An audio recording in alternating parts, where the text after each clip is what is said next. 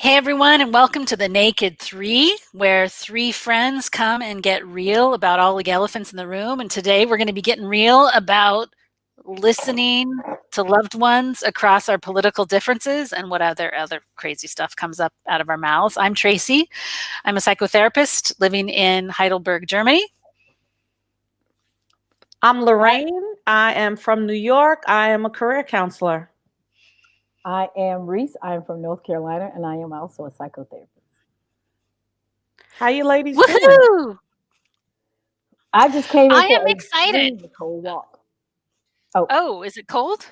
Yes, it's like 48 degrees, but I took a nice long walk outside. It was very cold, but it was refreshing. Well, I got snow on the ground here. How Oh, nice. Which is unimpressive to you guys because you guys get snow every year, right? Yeah, we get snow. We didn't get any snow last year in New York, believe it or not. Really? Wow. No, we had a very mild winter. Can I make it about me for a second? Go ahead. Just for a quick second. I have been hustle button all day because, the Giving Tuesday was yesterday, and I felt funny about just asking folks for money for Sidewalk Talk because we haven't been listening on the sidewalk, but we still have operating costs. And I thought, well, let's put a workshop out there that'll be super helpful to people on how they listen after this election. And one of the things when you're promoting a workshop is you want to have a lot of guests come on your social media. You guys, I've got the coolest people coming on over the next 2 weeks. And I'm so excited. Are you allowed to tell us who the guests are? Yeah. So James Guy, who's an LA-based psychotherapist, we're going to go on Instagram Live tomorrow at 2 p.m. Pacific time. He's a badass therapist, but he kind of has done TV stuff, and he's a gay rights activist. He was one of the first folks to get gay conversion therapy removed from psychotherapy roles, like the books. And then Kern Barry, really cool guy that did a tour across the United States after the last presidential election, is going to come on tomorrow. Super sweetheart. We just interviewed him for the podcast, and we both started crying together. Wow. And this awesome therapist, this Black therapist, Lammers Fisher, that is a diversity, equity, and inclusion trainer. But he also is a couples therapist. He has a lot of couples that voted differently. And so they come into therapy. Right? I want to hear that one. Yeah, right? And That's then Thomas Knox, who has, been on our stuff before and we're buddies, we're gonna do Instagram Live, but his Date While You Wait, he sits in New York City subways playing Connect 4 with people. Oh. He's got a TV show now. I love Connect 4. He's gotten sponsored by them now, so they send him all these free games. And then Amy Giddens, who's one of the New York chapter volunteers. Lorraine, you've probably met her out listening. She goes and listens with Carrie all the time. No, I didn't meet her. I met another woman named Deb. She's coming on Monday, and she has this great app where she asks one simple question every day, and people all over the world answer the question, and then you get to see it. So you kind of get to feel like we're more alike than different kind of thing, daily aloha. And then this woman, Christina Eskeridge. Do you know Elevate Theater Company in New York? No. She's going to come on Facebook Live. She's a total bridge builder. Then Andrew Smith, who's Travia's dad. He's a lawyer. Okay. He is a lawyer, and he is a conflict resolution specialist. Is what he does for a living. Super cool. I like that. And then Rain Dove, who's a fashion model and trans activist. Okay. I think that Rain might be the empathy badass of them all because they can have vitriol coming at them and just disarm people with love. I've never seen anything like it. Wow. Then on December 9th, Susan Guthrie, who's like the head of California State Divorce Mediation Association's coming on. Wow. And then Thursday, December 10th, Simone Callender, who is the niece of Shirley Chisholm. And she's the founder of the Shirley Chisholm Foundation, which is pretty freaking cool. Yes. And then Sarah Huang, she's a Chinese immigrant living in the Netherlands, and she is a deep democracy expert. She's going to be coming on. And then my personal coach, Randy Buckley, will be coming on Friday the 11th. And she is the master at setting boundaries, which you can imagine in political conversations probably comes up. Yes. But I'm not trying to toot my horn. I'm super excited to get to talk to all these people. You should toot your horn. This is really exciting. Cool, right? I love hearing other people's opinion. I really do, especially opinions that do not and are not in line with mine, because I always want to know why. I'm like, why do you think like that? Tell me more. And not to be, judgmental, but it's like for my level of understanding. And one of my friends always says, you always see both sides. You always see both sides. And I think it's important to always see both sides. I think it's important to have a level of understanding and debate people on their ideas and not attack their character is really, really important, because we are more alike than we are different, but we are allowed to have difference of opinion. And that's, really important. Even if we're not more alike, it's okay to be different. Yes. I know some folks that I'm nothing alike, but it's okay because I embrace their differences. It would be so boring that we all had the same glasses. Wouldn't it be just a boring naked three? Yes. We do It'd have be different boring. glasses. Yeah. So we're different. We're all women, but we all have some things that I'm sure are different that we embrace about each other, which I like. I always like that you do that, Reese, that you keep coming back to, because there is this like weird mantra that everyone's like, oh, we're so alike. And you always are beating that drum for no. The difference is the good stuff. Let the difference stay there, which I like that you do that. Right. Because I like stuffing. Somebody else might like dressing. But but it's okay because we're different, but we're okay. Yeah. Well, why do you think so along the lines of this workshop, I've been getting to talk with all these people that are frankly better at this stuff than I am.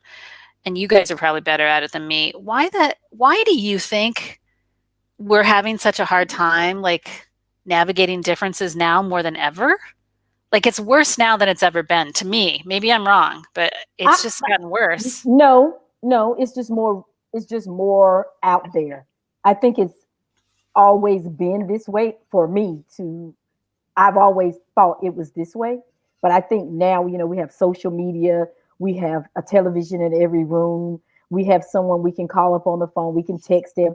So I think from my perspective as a person of color, I think things are not worse. I think they're just more amplified. You know what I mean? We're not in a small room now, we're in a huge room. So we can hear the noise a little better. Well, and I also wonder, is what you're saying is that it's stuff that you as a woman of color knew all along, and it's just that now that it's getting media attention, white folks are becoming conscious of it? Yeah, I think. Yeah, and I think some white folks are already conscious of it, but they don't want you to be conscious of it. Because if you become conscious of it, you're woke. And when you're woke, watch out. Well, it goes back to slavery, why they didn't want slaves to read, right? Because they were going to get woke, and when they'll you be get woke, powerful. Right. Knowledge is power. The structure is set up for people to remain in power for a reason, right? They don't want people to have the knowledge. They don't want more people to know how to spend money and have less debt. You know what I mean? That's just across differences.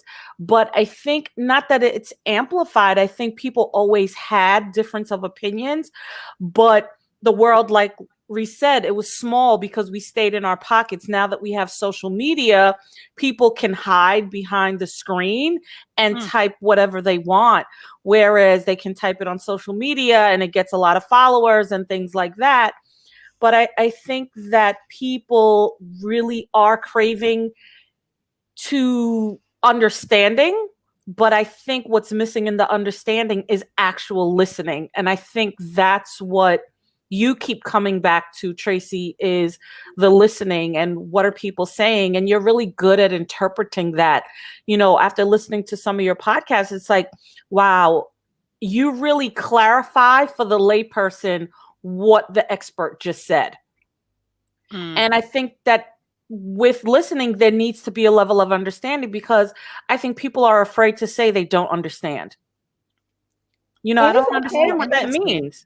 And it's okay not to understand, because sometimes we will never understand things. For me, I like to look for the meaning, because I may never understand why the majority group feels like it's okay to treat a minority group a certain way. So I may never understand that, but I look for the meaning in this situation or environment, because trying to find the understanding, it's too much for me in certain situations. So I choose to look for the meaning. What is the meaning of this? You know, can we get something positive out of this? Or what is the meaning versus understanding? I don't know if I totally understand you. No pun intended. I'm trying to understand. I'm trying to learn something from you. So what's the difference between understanding and meaning, the way you're describing it? So continue the conversation. Let me just think about my example, how I want to say it, because okay, so I do really want to use religion for example, but I think it's a good thing to use. We may not understand certain religions, right? Yeah. But we look for the meaning. What is the meaning? We all want to evolve into better people. Oh, I see. You know what I mean? We want to connect with other people. We want people to see that, you know, this religion may be different. This religion may offer something, but what is the meaning of it? The meaning is coming together to be a better people, a better nation, a better human. So, but I may not ever understand certain religions, but I just why I try to look for the meaning. Okay. See, I see that as understanding. But you know what? I think I get what you're saying. If I hear you correctly, Reese, you're saying, I don't want to do all this emotional labor to try to understand all the intricacies of your belief system, but I do want to understand the intention behind it. Like, are you trying to be a good person? Are you trying to help people out? Or are you trying to harm people? Is that kind of what you're saying? Right, because like when someone is angry, what is the really, I may not understand why you're angry, but if I look at the meaning, okay, maybe she came from a very traumatic background. Okay. Then that means something that, okay, maybe this is why she's behaving this way. It's just like someone that's different politics wise. Yeah. I don't understand why they think the way they think, but their meaning may be, you know, we want a better nation too. We want more connection. It's just we're doing it different. We want the same, but I don't understand why you're doing it this way. You know, why the lady cut the ends off the ham for 20 years and her daughter did it. She didn't even know why. But the meaning was it didn't fit into the mom's pan because the pan was too small. Okay. You get what I'm saying? Yeah, it's like okay, totally. Like you have to find out more information to understand where that person's coming from, I think is what you're saying. I'm going to have to find out a little more here to understand where this person's coming from and how they're doing it this way. I don't need to do the emotional labor of like unpacking every single detail. Right. I just need to understand enough to, okay, I get you. It's like I think racism. I get you. We may not understand why some people have racist behaviors, but we look at the meaning. Okay, the meaning could be where they taught this, where they're exposed to this all of their life. Their meaning is that I'm afraid you're going to take something from me. Then we have this conversation. I really don't want to take anything. Let's just share. See, gotcha. I see that as the why. I see that. It could be a why. I mean, you can name it what you want to name it, but it goes back to, I think this is where a lot of conflict comes, even with politics, is that we're looking for understanding this person's viewpoint versus looking at the meaning of their viewpoint. Yeah. What are they holding on to? Why is this viewpoint important to them? Right. And I think it goes back to what you're saying, Tracy, about the workshop. I think a lot of people that are probably coming to the workshop, they're looking to understand something. I would be looking for the meaning. I would be looking deeper than just the surface of trying to understand, because their thinking and my thinking could be a whole different thinking pattern. Yeah. So no, I mean, a big part of it is going to be storytelling. We start not even talking about politics. You know, one of the questions we asked is, and this will be a fun one, if anyone there's 4 of you watching right now, we start with this question. We say, answer it as a story. right? Don't give us just the short answer. What was the favorite gift you received in your life and why? Why was it your favorite gift? And these little fun questions. Can we answer it? Yeah, yeah, I want to know. Mine was the dollhouse. The dollhouse that you have now? You said a gift that you've ever received that you really You liked. mean when you were a little kid? When I was a little kid, it was my favorite thing was a dollhouse, and the doll that walked with you that was like your size, or my size anyway. Because the house that I lived in, it was a lot of chaos. And as my adult, thinking back to that 9-year-old, I was like, if I had this beautiful house, I get to have the people in it and decorate it, and they behave the way I want them to behave. But I didn't even acknowledge that until I was an adult. Mm. Oh my God, your answer to that question, and that's why it's such a good question, because now I know so much about you. Like, this dollhouse wasn't just like I was playing house. This was, I got to create my dream family where I was safe, where I had everything I needed, where I had some agency and control. Oh, that's super cool. But I didn't even acknowledge that. And for me, it's like, oh, the meaning behind it. Right. Now you understand what Larice was saying about meaning, yes, huh? I'm like, oh, it's kind of the same. But yes, I get the meaning behind it. The doll in the house represented what you wanted to manifest in your own life, not realizing it at 9 years old. Right. And the doll that was my size was like, she would always be there for me. And I guess because she was my size, that it was like she will be here for me. And growing up, dolls are sort of like your friend.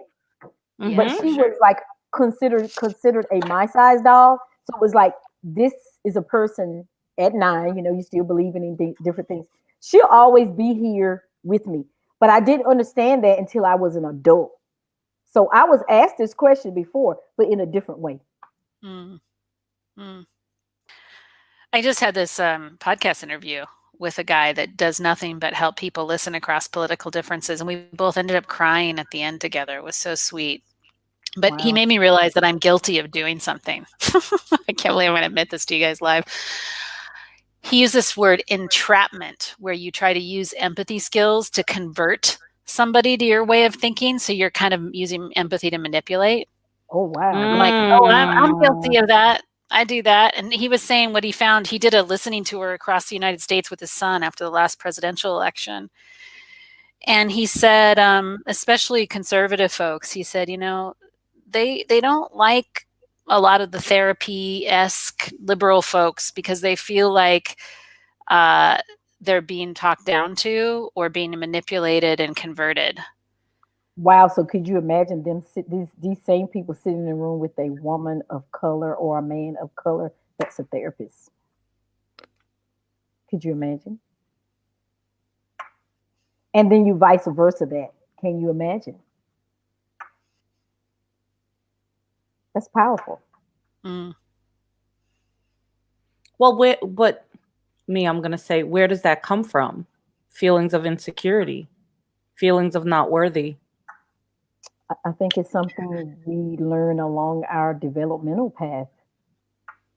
Well, he also said that what he'd found was that for a lot of the conservative folks, granted there was an economic situation going on too. He talked to a lot of white folks that were really poor. And so for them, it wasn't just self-worth kind of insecurity. It was, we feel like we've been completely left behind by the liberal elite who have office jobs when we're, doing manual labor types of work, working in factories or mines or working farmlands. And we don't feel like the policies coming out of the left have taken care of us. So we don't want to be converted because we think that we're going to shoot ourselves in the foot, which I thought was interesting. Sounds interesting. I mean, but think about the other people that got shot in the foot and they didn't even do the shooting.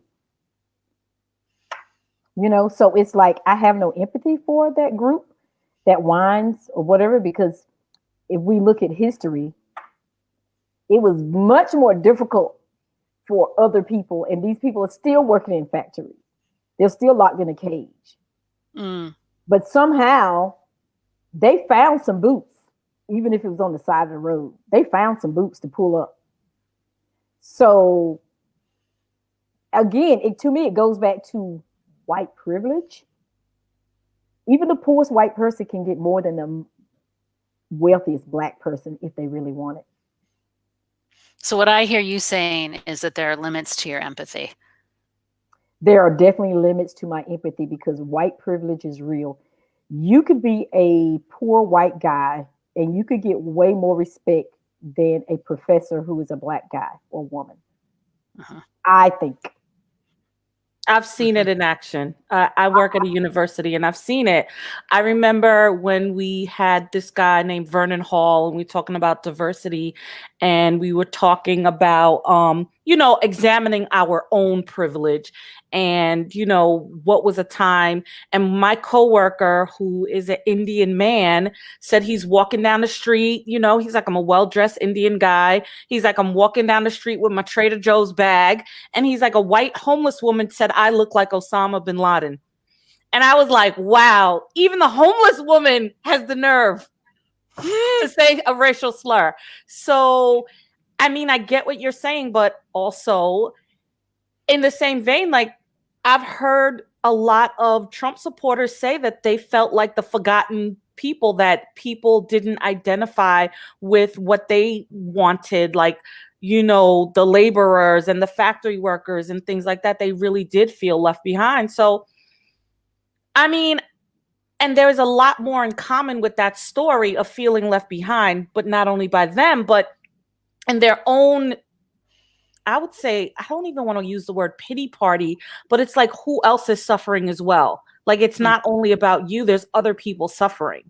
You know what I mean? So, yeah, it's just, I agree. Well, what I want to say is I also think that it's not appropriate for all folks on the margins to be asked to be bridge builders right now, right? So I disagree with you, actually. I think that we have to empathize to save democracy. But what I hear you saying, Larice, is I've been the recipient of racism for too long, that as a person of color, I do not have the capacity nor the desire to spend time empathizing with somebody who's spent a lot of time harming me. And that's where I think my position and your position are a little different, because I think it's part of my activism and my duty in order to save democracy, to get my energies cooking up to do what I don't think I should be asking you to do. Right. And I think for you as a white woman, that's great. But for me as a brown girl, I've had enough of it. It's not my job. You know what I mean? I will support you in doing it, but it's not for me to be at the forefront of saying, hey, let me sit here with you. Let me be here with you. It's like, I stand in my position that I will support whoever's doing it, but I'm not doing it. Right. But I do want to say one thing. I do want to say one thing, which is this. I think we're still talking about this idea that all Black people vote liberal. And the other thing around empathy is there are a lot of Black folks that actually voted for Trump. Yeah, right. There's not a lot of Black folks that did it. It's about a certain percentage. I think it's under 30%. But in certain areas, because if you get down to statistics, it all depends on where you got them from, who was there. Me, if it's you and I, and one of us is a non-smoker, then 50% is a smoker.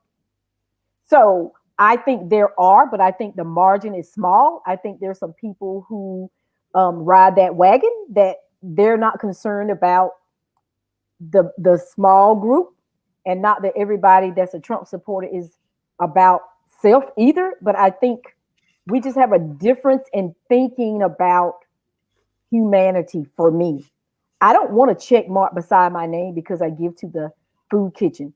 I don't want to adopt a child from Haiti to get a mark to say I'm a great Christian. I just want to do it because I'm a good person and I want to help a person. I don't want anything in return. But I don't see that from some of my friends who are the other political thing. They're doing it to get something in return. Not all of them, but the ones that I sort of come across the conversation with, there's a motive there.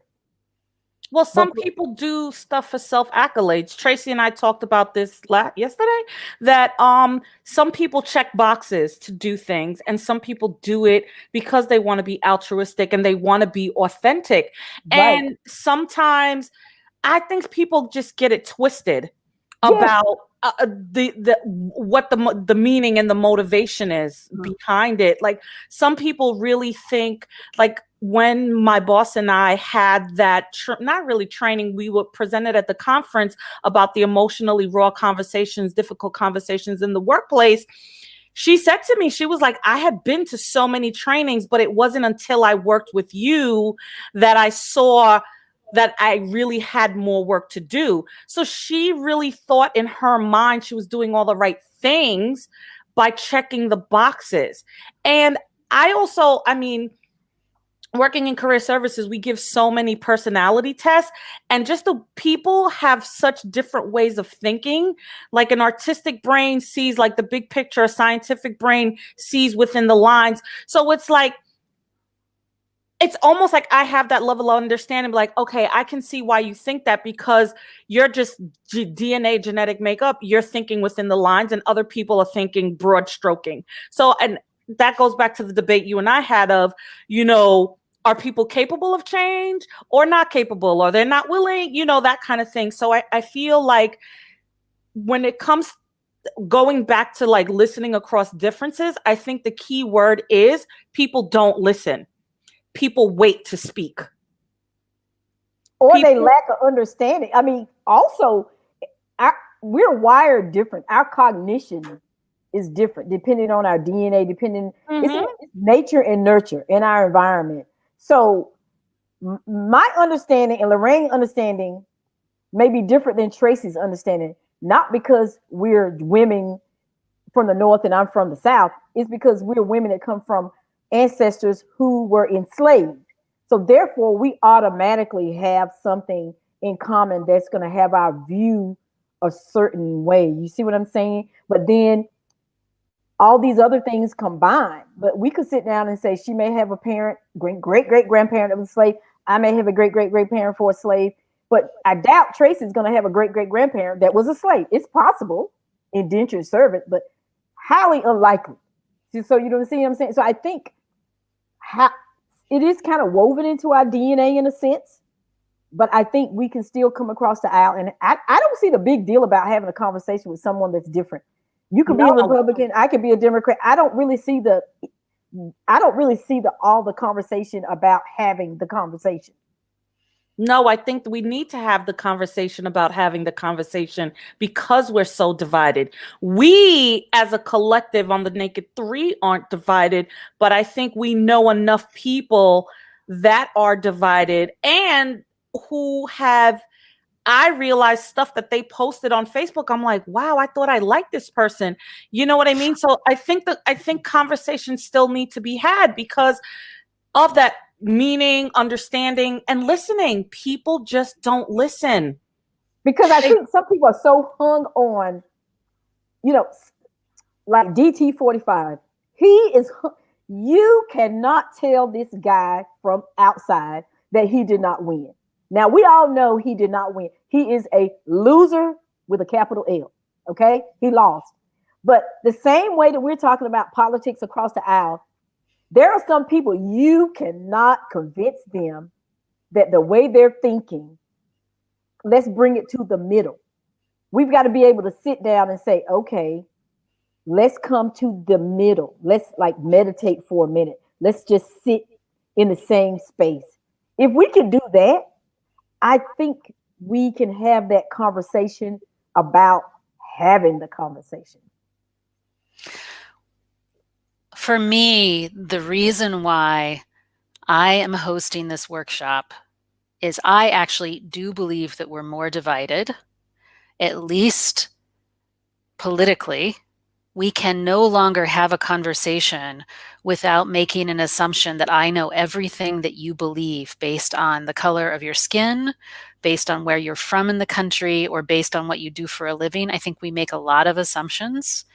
And what I learned listening on that bus tour across those 8 states is I could meet somebody and think I knew everything about them based on the color of their skin or their gender or what ball cap they were wearing. Make America great again. And I was surprised repeatedly. Wow. I was surprised repeatedly over and over and over again. And for me, I believe that the voices that are getting the most attention on social media are the ones that are activating our nervous system. And what I found was sitting on the sidewalk and listening story after story after story, practicing over and over again, centering the voice of the other and suspending my judgment had the capacity to create the exact coming to center that you were talking about, Reese. And I can feel some tension between us. I feel like you disagree with me, and that's okay. I do, and it's okay, because I think when you're on that bus tour, if I was on that bus tour, I have no assumption. If I met Lorraine, I just saw this girl with some glasses or whatever it was that attracted me to her. You know, we have this something. You see somebody in the room at a conference. You don't know them, but why do you sit beside that person versus not the empty seat that's closest to you? Because I think we have this I feel I have this kind of energy that I'd rather sit by someone that's different. If I'm on a bus, I hope I meet someone and make an assumption, and I hope that I'm wrong. So where I'm coming from is I'm on the bus. I just see this lady. Okay, let's see who she is, what she's about.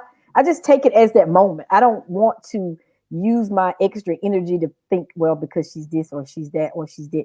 Because everybody that wears a Make America hat are not Trump supporters. Some are getting $50 from what For real? Yeah, some folks, particularly people of color, have posted on social media that they got a little money. Like in DC, they had that last big thing. Someone I know that lives in DC, these folks got a little something to come to the White House to. It was weird to me because there were like 90% people of color. After the fact, I was listening and reading that they got a little something, a reinforcer to come there. They're probably not Trump supporters, but they probably came because whatever they were getting was worth it. But hold on. I think that what Tracy is saying, that she went into the bus tour making assumptions about people that live in the South or right. And that just by listening, it changed how she listens to people. Right. And what you're saying is you don't come to the table with those type of assumptions. No. But I would challenge you in saying we all come to the table with some level of assumption, because we don't know what the person is going to say when they sit down. Maybe you come to the table with less assumptions based on your life experiences, but I do think that we all come to the table with some level of assumptions, whether we call it assumptions, judgment, prejudgment, because we make a judgment call based on how the person looks. You know, like we could look at you and say, I think we as people just do that. That's in our human DNA to make judgments. That's how we made it. But is it judgment or is it an observation? Okay, you could call it an observation. You know, I could just that's the gateway to a judgment. I love that word. You do know that the brain actually does make assumptions. This is all Daniel Kahneman's work, right? Thinking fast and slow. The brain actually is taking in too much. This is a big part of Sidewalk Talk's HERE training. We just did a workshop on it on Monday. So the brain, we are encoding so much information in every second. And we cannot parse that information out. So what we do, cognitive biases are shortcuts that the brain makes, because we simply cannot sit down and go, well, I'm going to take and weigh all this data and consider, right? And one of the things we were doing in the workplace is we were saying, look, if you're under time pressure, for example, you're more likely to make an assumption about someone. You are also more likely to move from cognitive bias if you don't have enough information. We will actually sort of summarize the information to the best of our ability because we're trying to get our job done and move on to the next thing. We will also make a cognitive bias, and I think this is happening a lot too, or move from cognitive bias when there's too much information. We're flooded. Mm-hmm. So then we're going to make an assumption because the brain cannot, and we're like, oh my God, there's too much data. I can't like make sense of it. And then the last is if our emotional state on that particular day in that particular moment lined up with our previous experience with this set of data aligns, we're going to also make an assumption based on our emotional state. So these are just some shorthand. So assumptions do happen, but I think what I hear you saying, Reese, is that, you know, we've talked, when I get anxious, I'll have a private conversation with you, and you just don't get as anxious and worked up about shit like I do. And so my suspicion is that you may not move from cognitive bias as much because A, you don't have to move so fast, you aren't feeling time pressured, you have the capacity to slow down and weigh all these different data points, right? And so that would mean that your brain doesn't have to make these shortcuts that would lead to making an assumption about a person, is my sense of what I know of you and how you've described operating to me. Mm-hmm. Right. And I think what I get from Tracy is that she does move pretty fast. So, I mean, that's not going to change until I die. So you're going to have to love me or hate me for it. And that's okay. and that goes back to what we were saying about politics and different stuff. It's okay. So when I'm dealing with a person that I know their brain moves really fast, I have to pace myself. Because if I try to move at the pace they're moving, we're going to be all entangled. Mm-hmm.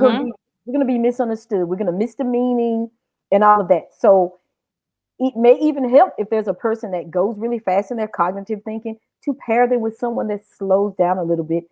So there's a little bit of a balance. And for me, I've not always been this way. Meditation was my key.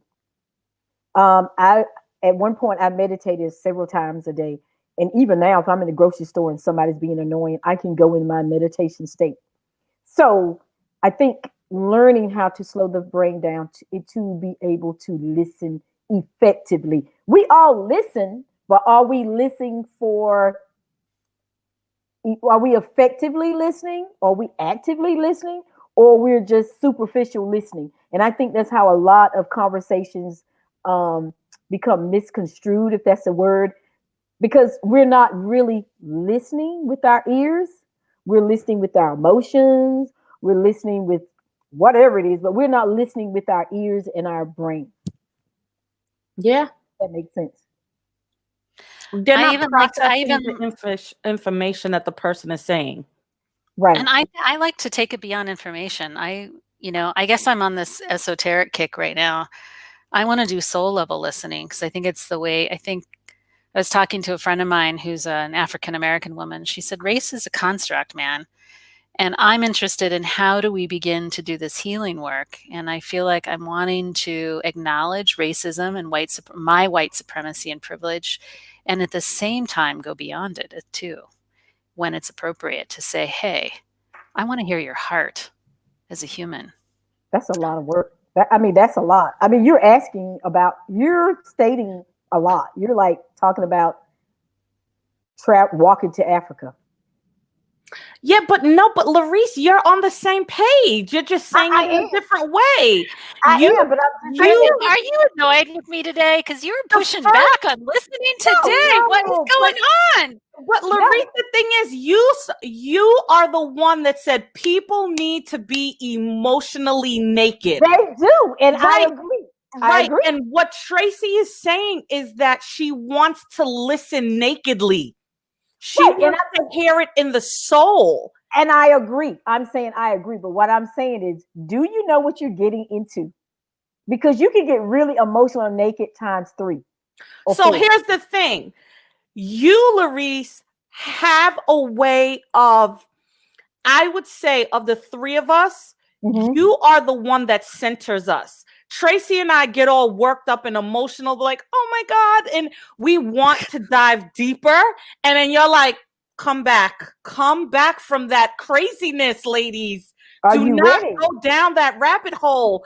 But again, that is how we process the information. Like Tracy's processing the information. She wants to dive deeper, dig deeper, open her ears more, blare her whole heart out. And I want to hear it all and listen all. And you're like, listen, that's a lot of emotional labor. Fall back on that. That's too much. But the thing is that's what the Naked Three is about, right? Right. And I don't want her to about- fall back. I don't want her to fall back. I'm saying, okay, I'm gonna be talking about me like I'm not in the room. I'm just gonna sit. I'm gonna be here to support you, Tracy. But I'm saying I can see you're gonna get your feelings hurt. Are you okay with that? Oh, girl, you only just met me. She gets her feelings hurt all the time. Honey, let me forward some emails to you of some shit that's happened to me at Sidewalk Talk over the last 5 years. Oh, girl, we need to have a party. And I want you to do it. And I think you're very brave. First of all, let me say that I hear you saying I'm a brave white woman. That's what I hear you saying. But I'm also saying that I am a brave motherfucking white woman. I wasn't gonna curse today. But I know you are brave, but I'm saying when a person of non-color dives into racism, in my opinion, you really have to just say, you know what? If they just walk all over me, I can do it. Because but that takes a huge ego. You literally, you have to leave your ego at the door, and you have to literally, like Lorraine said, be willing to be trampled over. Right. Because they're going to trample you. You know what? I think sometimes that happens. Well, first of all, we're talking about listening across political differences, which doesn't always mean about race. Right. I also am learning a lot about boundaries, and I am not willing to be a martyr and let myself be trampled either. Okay, good. And that is something that is different about me. Okay, good. And listening with heart is not like laying down on the railroad track saying, hey, run me over. Okay. Let me be your whipping boy. Let me be your white martyr to take out all of your, trauma on me. That's not what I'm into. Right.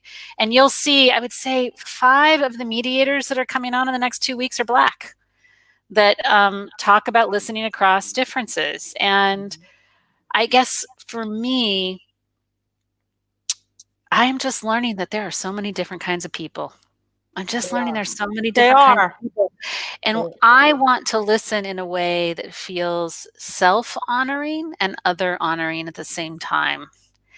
And I am getting damn good at it. I'm getting really good at getting to the heart of people. I don't want to do this bullshit. Oh, I cursed again. Well, it's already too late now. I don't want to do this stinky entrapment stuff, which happens when and now I'm outing myself, but to some of my more conservative friends, because sometimes I self-righteously think I'm a political smarty pants and I try to outwit them, which is the wrong thing to do, right?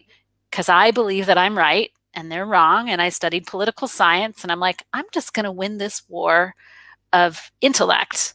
And that just doesn't, that is the emotional labor that is a big freaking waste of time. That is dumb. But if I ask them, tell me about your favorite gift and why it was your favorite gift.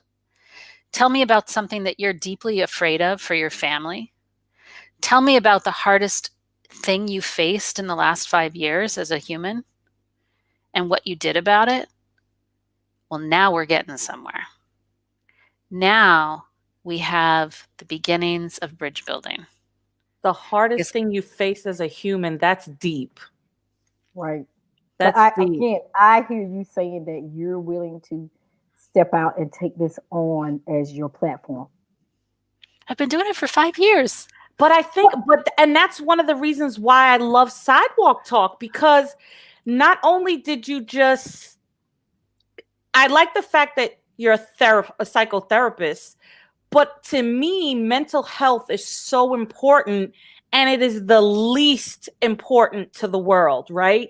As a school counselor who couldn't find a job because they were cutting budget cuts of school counselors, where else are these kids getting therapy? Who else is talking to these kids? they spend most of their day in school, but that's the most important thing. How are they going to do well in school if they're not emotionally well? You know what I mean? But that you just took your skill set and put a chair outside and you rallied other psychotherapists to do that for free. That's huge. And what I admire about you, Tracy, knowing that about you, is that you learned in the process. Not that you just put the chair out and be like, you know what, I'm just going to listen to some people and I'm just going to hopefully help them. But it's like you take ownership of learning something. Like your intent was to just get out on the sidewalk and just listen.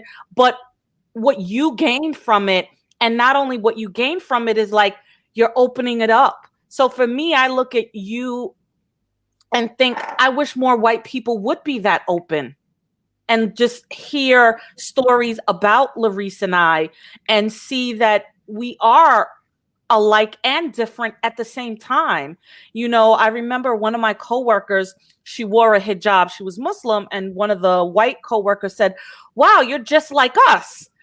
And the girl who wore the hijab was so angry. She's like, what does she mean? What does she mean? I was like, you have to understand that she doesn't know anybody like you. She just sees the news.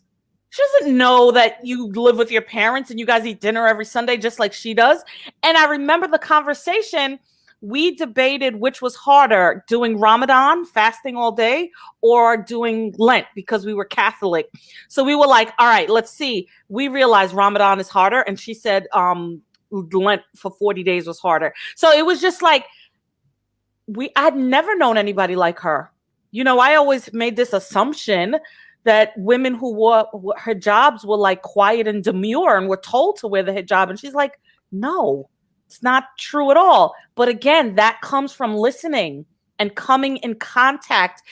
And Tracy, you're willing to come in contact. A lot of people aren't willing to come in contact with people that are different. You know, for me, being part of the listening circle about racism, I was like, I don't know if that's a good idea, but all right, I'll try it. And stepping into that. And it wasn't about teaching anybody else. It was just like, what are other people saying? I wanted to know. You know what I mean? Right. And how did Tracy become to be this way? So other people may learn that I can do this too. How did you become open to just, you know, I'm feeling very like centered today. So I'm totally down with it, but I, you know, want to make space to listen to you guys. How did I become this way? I have no freaking clue. How did you become this way? Well, I kind of think how I know I came this way, but you go first, Tracy. She says she did. I think I mean, I've been on so many podcasts talking about this. You know, I don't know if you read the blog post that I posted 2 days ago, but I had a huge spiritual shift around Sidewalk Talk. And, you know, at the root of it, I believe that for me, I never felt like I had a family. And I know this is one piece that the three of us do share in common. My mother tried to abort me twice. When I was a child and I would get in trouble, she would remind me that I should stop complaining because I was lucky to be alive. So she would terrorize me with my very life, right? And for me, I knew how to find other people to attach to. I knew how to listen and find other people that would care about me, because it certainly wasn't going to happen in my house. And I'm not saying that I wasn't beat. It was these weird emotional kind of terrorism. So I don't want to make it woe is me. It wasn't woe is me. I had a lot of privilege. I had money. I had food. I mean, we weren't wealthy, but I had enough food. But I think that deep sense of not belonging had me always being a seeker and being curious. And I think it was more that I was trying to find out, do you feel not belonging like I feel not belonging? Because I really feel not belonging. I before you go, Lorraine, I must say it's identical. The only difference from Tracy's story and my story is I got it emotionally and physically. And what she's saying is the exact same thing I felt. There was 8 of us, and at one point 6 of us, and I'm like, I don't feel like I belong. And my mother said to me one day at 7, I remember, I should have had an abortion instead of having you. So when she said that, like Tracy's saying, it reminded me, I was seeking something different. I was seeking people who would be there for me, people who would show up for me. And my dad always showed up for me, even when he wasn't there. So, and that's why I think I came into psychotherapy, because as a young child, can you imagine not being loved like you saw the other kids being loved, or you felt like you did not belong, you know? But luckily for me, I had grandparents that loved me as well. But it's different when it's in your own home, and your mom constantly remind me of how much I did not want you, but I'm stuck with you. But no reason why. I wasn't a bad kid. I didn't get in trouble. I went to school. I did my homework, had a job. So seeking a meaning, because I would never understand it.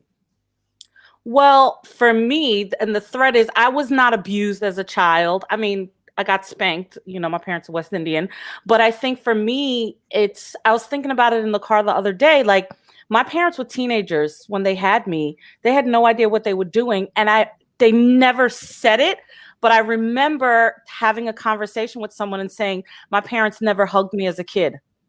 And they were like, no, that can't possibly be true. I'm like, I'm telling you, my parents never hugged me. I called my brother, who was 7 years younger. I was like, will we hug this kid? He's like, no, hell no. So I remember in therapy identifying, feeling like my parents didn't want me. Not really that they didn't want me. That's the wrong word, that I was a burden to them. Because they had to struggle so hard that if they didn't have this kid, they wouldn't have struggled. They wouldn't, you know what I mean? That kind of thing.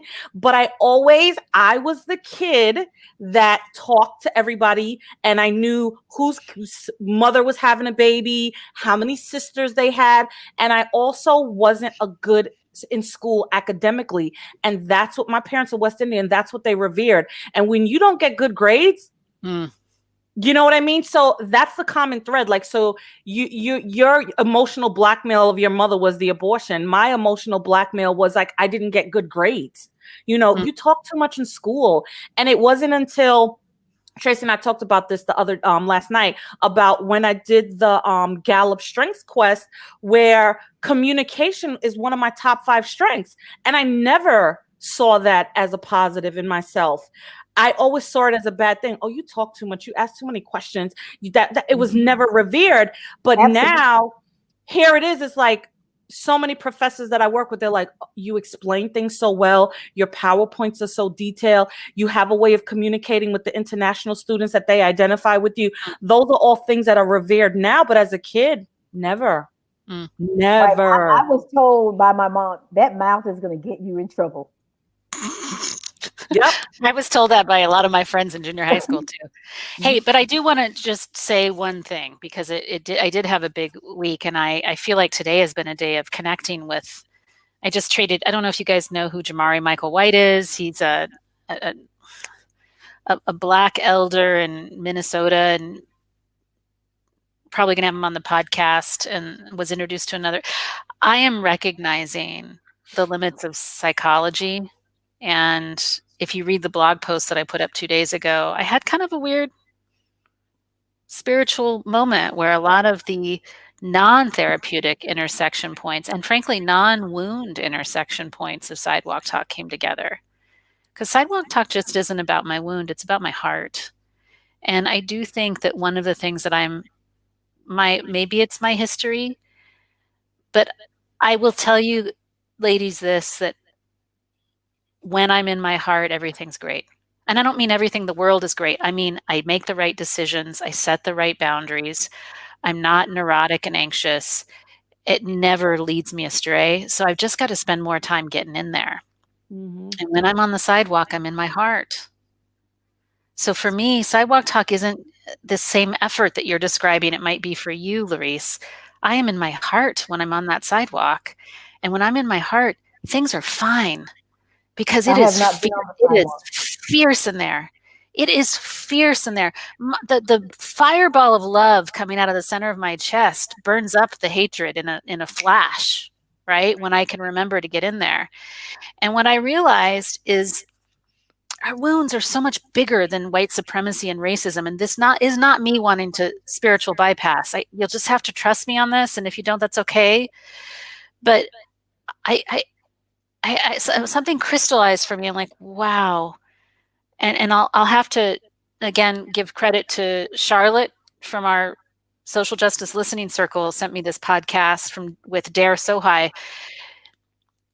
We were not meant to be attached only to mom. Moms are not enough for the baby. And especially moms in this society right now. This is like too much. That's why we have a village. I mean, that's why we're meant to be attached to the earth. Communal. And we were meant to be attached to our ancestors. And the mother was meant to be attached to her body. And it was all of those ingredients that we were meant to be attached to. And so the problem with psychology still is I just think it blames moms too much. And the reality is we have a very, very sick society. And Sidewalk Talk to me is a kind of reclamation of our connection to our bodies. Sidewalk Talk is a reclamation of our connection to our hearts. Sidewalk Talk is a reclamation of our connection to the land. And it is a reclamation to our connection to our ancestors. And it is a practice that we do as a big like this out there to the society that is not doing that, because we're out there on the land, sitting in our bodies, on our chairs, making contact with somebody who is our ancestor. Mm-hmm. Amen, sister. You should be very proud of the work you're doing. Yes. You should be very proud. And you guys know that behind the scenes, I'm not always in my heart. I'm freaking out. What does so-and-so think of me? But it's okay because that's part of being human. It's just learning how to tone it down. But that's why I've got you as a friend. I don't think you should tone it down. But I do like when the thing is, I do like when you when we get all in our head and like when we talked about that one time about our mothers and we were like, we still have hope. You're like, no, let it go. But I like that you check us out on that, I like when we're freaking out and we text and Larice sends us photographs of what she's baking that day. She's like, you bitches need to get over it. She's like, relax, it's not that big a deal. I am a little bit older, but I've also learned through my experiences growing up and as an adult and having 2 adult daughters. How old are your daughters again? 30 and 32? Something like that. That's okay. But it's like I learned that sometimes it's just okay. It's like everybody's not going to like you. Everybody's not going to this. But I'm going to sit in this moment. I'm going to look for the meaning in this because I don't understand it. That's how I am with my daughter. I'm like, it'll work itself out. Don't worry about it. She's a freaker outer. She freaks out. I love your kid. Your kid is thank you. Yeah, that was really deep yesterday with her. She just like unloaded. I just asked her like one little question and she just was like, I felt Tracy was like, but don't you feel great that she was? I did not feel that way at all. I felt so connected to her. No. It was just like, wow, I don't think you expected her to go as deep with you at that moment. But I missed it all. It was like an impromptu kind of thing. So I'm sorry. Are you feeling left out? I was, yes, because I'm lost. I'm gonna look for the meaning in this. Why I wasn't invited. It wasn't that. I texted you both. I said, "Hey, I'm lonely. Does someone want to chat?" And then Lorraine reached out and called me before you did. I didn't know how to call you. I said it. I'm like, We'll show you. I'm like, I know how to call my daughter on message on WhatsApp, but I didn't know how to call Tracy because I'm like, when I was calling both of you, and I was like, that's not correct. So it's okay. You're funny. It's okay. It is. This conversation went by super fast. Do you know that we've been talking for an hour? Wow. Really? That went by fast. But what I was saying, Lorraine, is that isn't it refreshing that your daughter felt open enough to come and unwind or unload? It did, because I didn't expect her to go as deep as she did, but I was actually proud of her, and it just shows that she's working through the little issue. Well, it's not a little issue. She's working through the issue, and that she is so much more emotionally mature than I was at her age. Oh. I think I was like a responsible young adult, but emotionally I was a hot mess. But I think she is a responsible young adult, and emotionally she's getting her act together. Right, She and so knows that what she say about stands you as a for. mom? Yeah, right. She was she knows what she stands for. And I'm sorry you feel, I don't want to keep talking about this and have you feel left out, Larice, but I just want to say one funny thing that I want to share the story, because I want to bring you in on it, Larice, because you'll get a chuckle out of this. Lorraine's daughter came in and goes, "Hey, Mom, who are you talking to?" And Lorraine goes, "I'm talking to Tracy." And her daughter goes, "Oh, that white lady."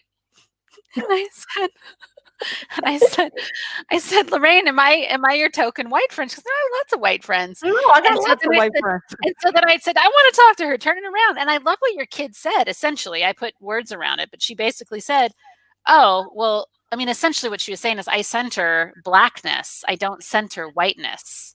So you are the white lady and I am the norm. That's kind of the shorthand of what she said. And I thought that was cool. Yeah. That was pretty badass. I'm like, "You're cool. I like you." Yeah. I wish I had a little more of your chutzpah. Yeah, she has chutzpah, that's for sure. I think No that's, idea and where I she gets think that through from. this generation of your daughter's age and my daughter's age, somewhat, they are so much more emotionally healthy at that age than I was, because they have more. They had more than what I had in my toolbox at their age. You know what I'm saying? My toolbox, I might have had the toolbox, but I was finding my tools, making my tools. They had a toolbox. But they were also parented differently. Like, yes. My parents parented me in the way they thought they were parented. I parented in a way that the way my daughter needed parenting. She's very highly structured. She needs to know the plan. So at the beginning of the week, I would have to give her a plan of, this is what time we're getting up, what time we're leaving. And, she was the kid that on the last day of school, if the teacher gave her the school list, she needed me to buy it the next day. And I made the mistake of not buying it. And the whole summer, she just gave me anxiety about it. The summer that I bought it, the day after school ended, she was a happy camper. And I learned that she needs a plan. She needs to know what's going on. And she's still like that. When plans go off rails, I'm just like, you got to bring it down a bit. You have to allow for plan B. She's still learning that. She's still young. So, I mean, she's a good kid. And I think some of it is makeup, because I think I think my one of my children is more sensitive than the other. Quick story. I was never late picking them up. Plus they went to Catholic school. So the one day I was like 3 minutes late, and she was like, "Your mom is coming." I almost got a ticket. And she was like, "You were late." But it was like 2 minutes. So I knew from like kindergarten that this child was very structured. If you say 4 o'clock, she expect 4 o'clock. Well, then as I got older, I recognized I am the same way. But back then, who cared? No, at 4 o'clock, if my appointment is 4 o'clock, I'm there at 3:45 or earlier. I just feel like I have to. If I say I'm going to do something, I must do it. But I'm learning as I get older. It's okay if it doesn't happen. Just let them know it's not going to happen. Well, stick with me, kid, because I'm the queen of like thinking that there's actually something in sensory processing. They talk about people that think that there's more time than there actually is, and I'm one of those. I always think that there's like 10 minutes. Would that be called procrastination a little bit? No, it's actually the way your brain works. It's really interesting. Ladies, this was fun. Yes, and I love the blue glasses. And feisty today. I'm also because we missed 2 weeks. That's why. Hey, I have a question. I think yeah. Quickly, do the Democrats and Republicans, do they get together like intimately. Well, so Democrats Lammers Fisher, who's coming on tomorrow. 2:00 Eastern Standard. Hold on. I'll show you. Lammers will be coming on, Friday at 2 p.m. Pacific time, 5 p.m. Eastern time on Facebook Live. He works with couples. He's a Black therapist who works with couples that vote differently. Right. So I wonder how it is with intimacy. He's going to talk about it on Friday. I don't know. I am. I mean, it may not be. It could be more. Like, okay, you're that and you're this. Okay. Well, James Carville's wife is a Republican. Maybe it makes it spicier. I was going to say they may say, "Do me like that Republican." No, you do me like that Democrat.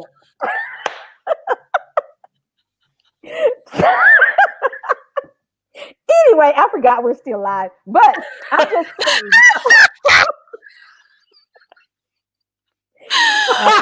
Now y'all know how it goes down when the cameras are not rolling. Right. Oh my god! Right.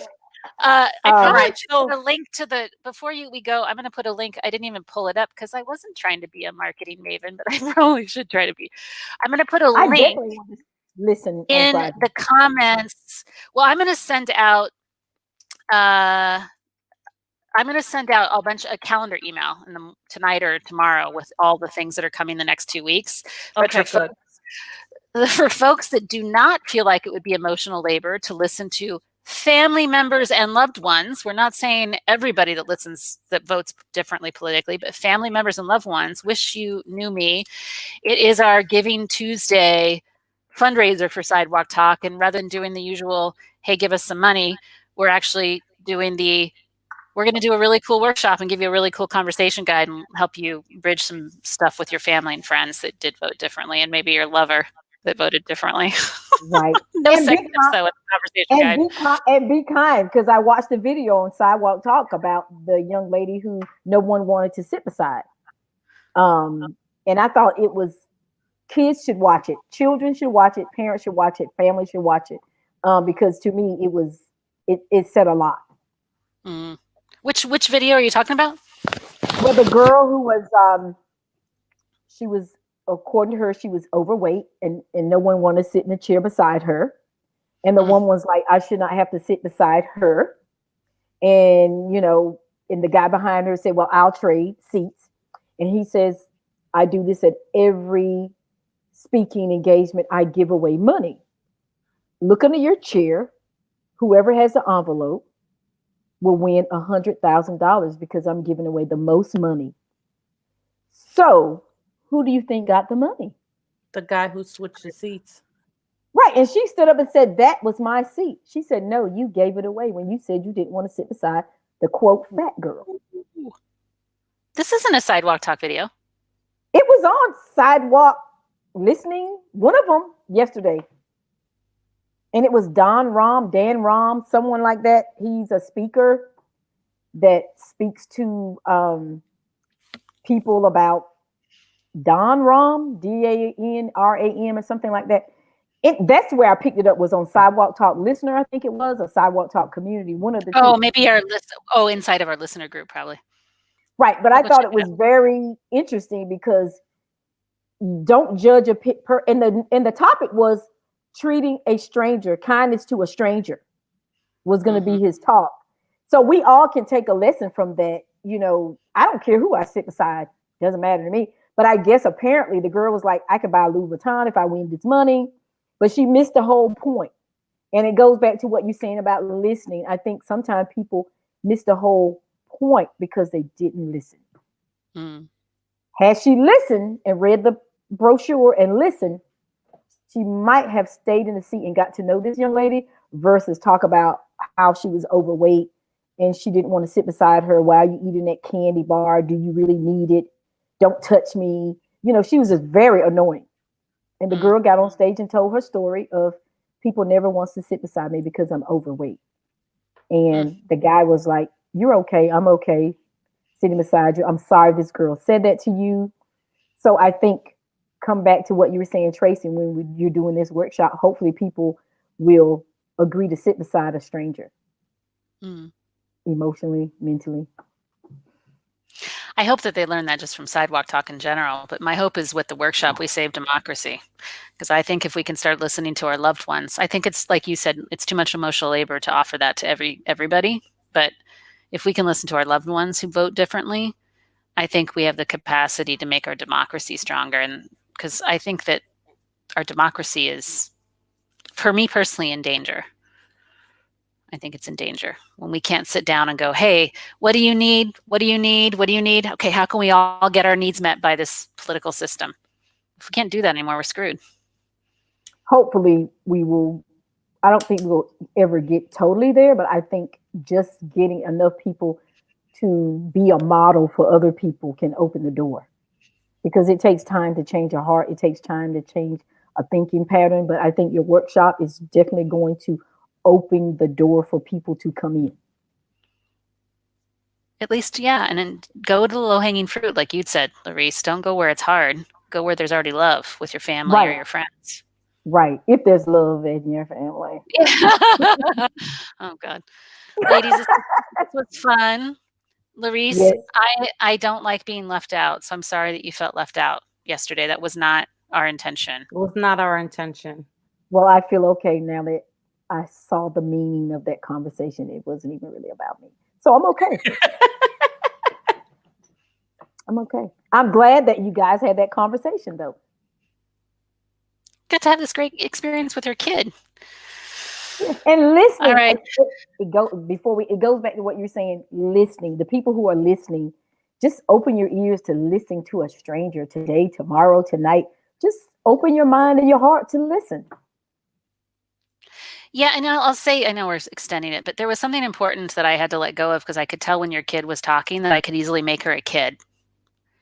And I even said to her, I'm going to listen to you as an equal right now, as just another person who's estranged from their family. Yes, and you then did say that. And then I shifted it, and I shifted my energy around. I'm not going to pat her on the head like she's a kid. I'm going to listen to her as another woman who has this painful thing happening. And I think that's partly why she opened up. Because if I had stayed in that power over stance, she would have just been like, screw you. Yeah, she definitely felt like the equal. So I hope I hope we can do that with people. What you're saying going forward, we can look at people not as a Republican or Democrat, but as a woman, what we may experience as women that could find that thing that can bring us closer together and stop looking at the things that's good. We know is proven to pull us apart. Yeah. Yeah. To be continued. I'm going to go take my laptop upstairs, snuggle with my honey while I get the calendar built out for all these amazing speakers that are coming in the next 2 weeks. I feel so blessed right now to get to be in the orbit of these people, man. Super smart ass, smarty pants people. Another curse word. Gosh darn it. So you're going to take your laptop to bed, I heard you say. I'm taking it upstairs. I'm in my office right now, but my office has all the Christmas gifts on the floor. You can't see it. It's like so messy that I have to mail out. So I have to do that tomorrow. My mother-in-law is turning 98 in 9 days. So we're working on a box for her birthday and for Christmas. But isn't it amazing to be 98? I would think, just. You have to have her on here with us. She lives in another state. So so do you. Does she have someone that could help her get on? She does, but I don't know if they would. But it would be amazing because she's very sparky. She's going to have her vodka and gin on Saturday night, watching football and basketball. So she's a really sparky 98-year. Her sister lived to be almost 103. I've just been really drawn to listening to elders right now. With everything that's going on, I just like to listen to people that are older than me. It's just been important to honor and respect so much freaking wisdom, man. Us young people need to get over ourselves and go sit down and have a little chat with some wise people. I love it. I chat with my grandmother when she was alive. I chat with my mother-in-law, my father. He's almost 85. And my entire family said, if you've got a problem, Uncle Steve is the go-to because he's going to pick you up. You have an Uncle Steve too? He's my dad, yes. They come to Uncle Steve because, that's cute. I got to call Uncle Steve because I got a problem. He's like, if you're halfway across the river, why would you swim back the other way? Don't you know it takes just as long to go back as to keep going to the shore? Mm. And I just remember that a cousin telling me, he told him that it's so true. Sometimes we want to go back when we know we can go forward because it's safer to go back because we know what's back there and we don't know what's over here. But if you keep going, you can make it. Yeah. This was fun. So I'll see you later next week. Okay. Let's settle on a topic for next week. What do you want to talk about so everyone knows? We can tell them now. Why did we get into therapy? As a profession, or why did we go personally? I think we just revealed why we revealed why. And when we reveal why we went into it personally, it probably talks about why we went into it professionally. Yeah, that's true. That's true. We will come talk about why we got into the profession of therapy. Share with us your questions and stories at here. Oh, no. Sorry. At the Naked 3. Naked 2. It's not the Naked 3. The Naked 2 at, it's not the Naked hashtag. It's the Naked 3. Okay. Sidewalk-talk.org. Woohoo! All right. Bye, ladies. I'm going to go do much more work. All right. I love you. Thanks, everyone. Love you. Bye, ladies. Bye. She left before we ended the broadcast.